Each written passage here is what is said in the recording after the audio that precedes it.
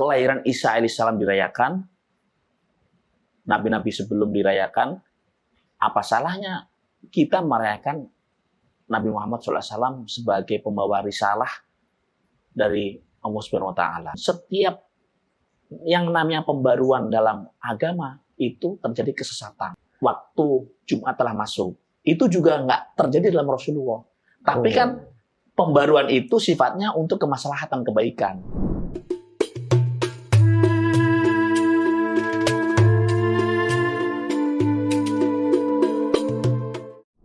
Assalamualaikum Gus Hasmi, apa kabar? Waalaikumsalam warahmatullahi wabarakatuh. Aduh, kita ketemu lagi ya. Ya. Selalu ketemu dan pasti akan selalu bertemu. Alhamdulillah. Luar biasa. Gus, saya langsung to the point aja ya. Nih, jadi ceritanya gini awalnya. Ini saya curhat dikit dulu ya Gus sebelum saya bertanya tentang poinnya. Jadi gini, di circle pertemanan saya ini ada sedikit lah cekcok atau enggak cekcok sih, lebih adu argumen tentang Maulid Nabi. Nah, kan kita baru ya kan merayakan Maulid Nabi. Nah, saya harus menyikapinya gimana ya biar perdebatan itu tidak terlalu panjang. Apakah sebenarnya kita masih boleh nggak sih memperdebatkan tentang agama seperti itu? Padahal kita ini saya sama teman-teman saya ini bukan orang yang paham tentang agama gitu, tidak ada yang paham. Terus saya harus menyikapinya seperti apa tentang Maulid Nabi ini, Gus, yang baik dan bijaksana. Monggo. Ya.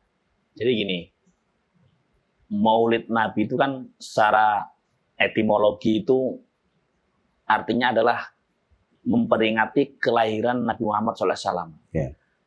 Sebelum Nabi Muhammad diutus untuk menyemburkan agama Islam, telah dirayakan juga tentang masalah kelahiran Isa alaihissalam. Sehingga kelahiran Isa alaihissalam dirayakan, nabi-nabi sebelum dirayakan, apa salahnya kita merayakan Nabi Muhammad SAW sebagai pembawa risalah dari Allah Subhanahu wa Ta'ala. Dalam Al-Quran dijelaskan surat Al-Insyirah, wa rafa'na laka dzikrak, bahwa Allah Subhanahu wa Ta'ala telah mengangkat sebuah nama Muhammad SAW begitu agung dan mulia. Itu poin pertama. Sehingga nama Muhammad dan nama Allah Subhanahu wa Ta'ala itu saling keterkaitan dalam syahadat tauhid, syahadat rasul. Ibarat kalimat itu menunjukkan makna keterkaitan. Kalau kita taat kepada Allah, harus taat kepada utusannya. Jadi saling keterkaitan. Ada gula, ada semut. Tidak bisa dipisahkan. Sehingga penyebutan perayaan nama Muhammad SAW itu sudah begitu ramai dan itu menjadi tradisi. Dulu saat Salahuddin Al-Ayyubi yang sebagai panglima perang Islam itu untuk memberikan kekompakan pada pasukannya, yaitu merayakan Maulid Nabi Muhammad SAW. Kalau di Jogja itu ada gerbek mulut. Gerbek mulut? Ya, itu untuk merayakan kelahiran Nabi Muhammad SAW. Awalnya siapa sih Gus itu yang mencetuskan itu sejarahnya? Ini kan kita tarik dulu jauh ke belakang kan. Biar kita tahu, biar saya juga bisa paham. Nanti saya jawab, saya juga nggak salah gitu. Awal mulanya itu dari mana sih sejarah Maulid Nabi itu ada? Ya, sebetulnya sejarah itu saat Rasul Muhammad SAW itu dalam sejarahnya hidup beliau sadar itu sangat dikagumkan oleh banyak masyarakat waktu itu. Sampai orang pedalaman pun di daerah bukit-bukit, di suku-suku pedalaman itu hanya mengerti Muhammad yang begitu mulia, teladan sebagai panutannya semua orang. Akhirnya keteladanan beliau itu, karakter akhlaknya begitu terdengar kemana-mana. Sehingga orang sampai mengagumi penyebutan nama beliau itu. Dibuat syair, dibuat lagu-lagu. Meskipun orang itu belum bertemu, belum pernah melaksanakan pertemuan.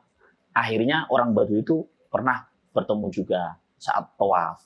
Sehingga banyak-banyak masalah kasus-kasus yang indikasinya itu bahwa Nabi Muhammad itu sangat favorit waktu itu. Sehingga tidak salah merayakan seperti itu. Walaupun beliau sendiri tidak memerintahkan.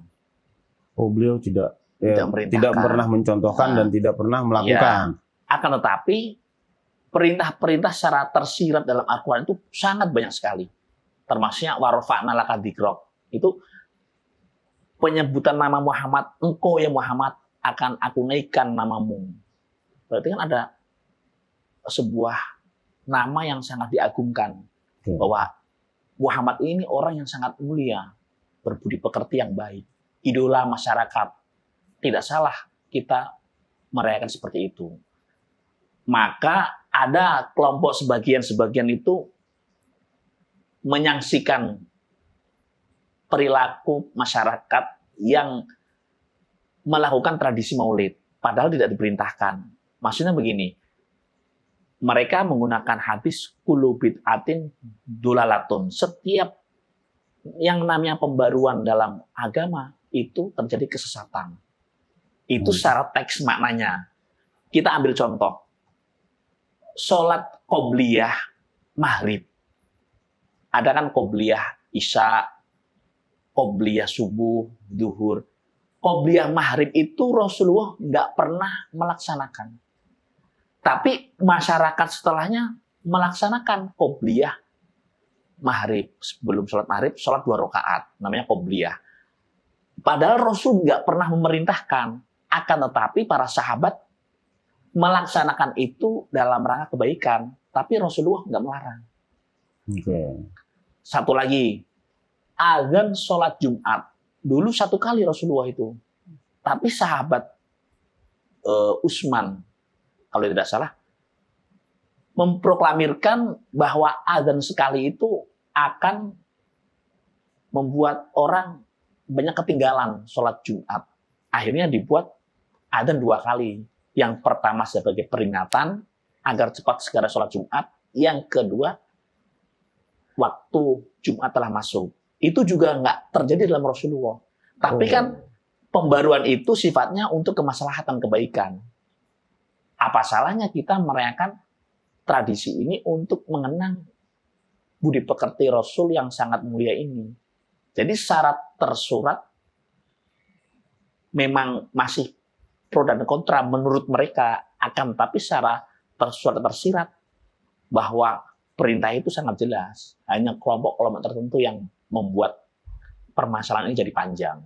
Tapi kan kegiatan itu kan ya kita kemas dengan ya emang tradisi Islam gitu kan. Iya.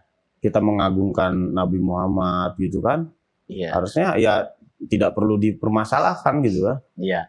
Jadi kan menurut kelompok sebelah ini khawatir akan mengkultuskan sebetulnya itu. Larinya ke situ. Jadi kayak mengidolakan sampai mendewakan. Padahal tidak, padahal kita taat kepada Tuhan juga taat kepada utusan. Itu perintah itu. Sampai taat kepada konstitusi.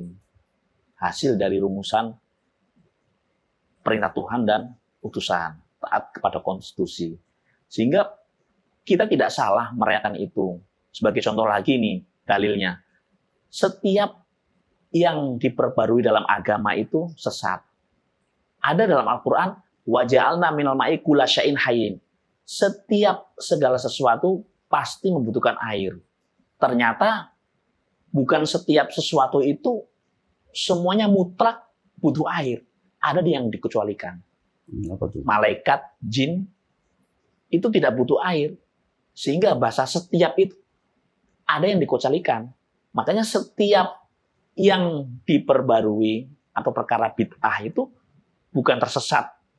Salah jalur itu bukan. Akan tapi yang mana dulu nih gitu loh. Kalau untuk kebaikan yang tadi saya ceritakan tuh yang qobliyah, adzan Jumat 2 kali, maulid ini dalam rangka untuk kemaslahatan kebaikan setempat, kebaikan agama, lebih-lebih di situ. Kalaupun orang menyarikan bagaimana dalilnya, itu yang sebetulnya yang bikin kita jadi rancu di bawah ini perdebatannya. Oke. Jadi saya agak mulai mengerti. Cuman nanti mungkin di lain kesempatan kita berdiskusi lagi tentang hal seperti ini, Gus. Nah, Siap. jadi kesimpulannya untuk menyikapi perbedaan tentang Maulid Nabi ini bijaksananya seperti apa kesimpulannya untuk saya pahami gitu. Ya Jadi sebetulnya perbedaan orang yang merayakan Maulid, orang yang tidak pakai kunut atau yang pakai kunut, orang yang baca Bismillah saat sholat ataupun tidak, itu hal yang terdapat pro dan kontra. Kita tidak perlu mengingkari, biarin aja. Oke. Yang perlu kita ingkari adalah mencuri, korupsi, mabuk, judi, melanggar keputusan yang telah dipastikan, tidak sholat, membunuh. Itu baru kita mengingkarinya. Kalau yang masih pro dan kontra, tidak perlu diingkari, tidak perlu kita pertajam maksudnya itu. Oke.